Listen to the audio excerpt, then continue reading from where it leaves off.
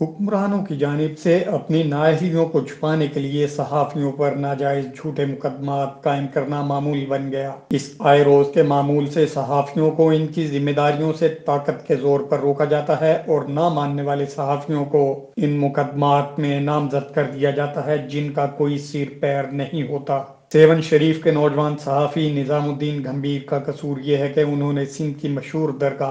درگاہ حضرت لال شہباز قلندر کے نذرانہ کی رقم، سونے اور چاندی سمیت چادروں کے کرپشن، فراڈ، جعل سازی، فقیروں کی آڑ میں عوام سے لوٹ مار کے خلاف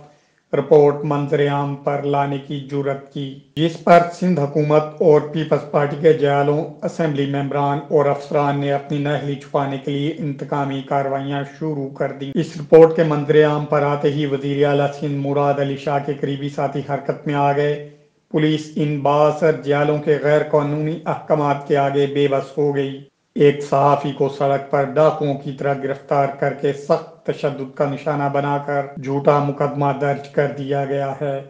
اور اس کے ناکردہ گناہوں کی سزا دی جا رہی ہے۔ گرفتار صحافی چھوٹے شہر کا نمائندہ ہے، بڑے شہر کا ہوتا تو اب تک کئی پریس کلبوں کے آگے احتجاج رات گئے تک جاری رہتا،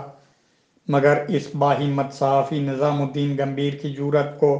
سلام ہے جس نے اس کرپشن سے پردہ اٹھانے کی جسارت کی اور اس عوامی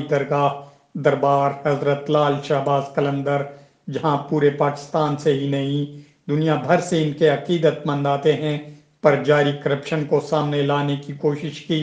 جس پر وہ پابند سلاسل ہے۔ ان کے حق میں سندھ، خاص طور پر کراچی، حیدرآباد، سکر کے صحافی تاحال کوئی آواز نہیں اٹھا سکے کیونکہ گرفتار صحافی چھوٹے شہر کا نمائندہ ہے۔ تاہم مقامی طور پر پریس کلب جوہی کے صحافیوں نے chief justice Pakistan, chief justice Sindh high court, وزیر اعظم عمران خان اور دیگر اعلیٰ حکام سے پولیس گردی کی مذمت کرتے ہوئے باہمت صحافی نظام الدین گھمبیر کی باعزت رہائی اور جھوٹے مقدمات سے بری کرنے کا مطالبہ کیا ہے۔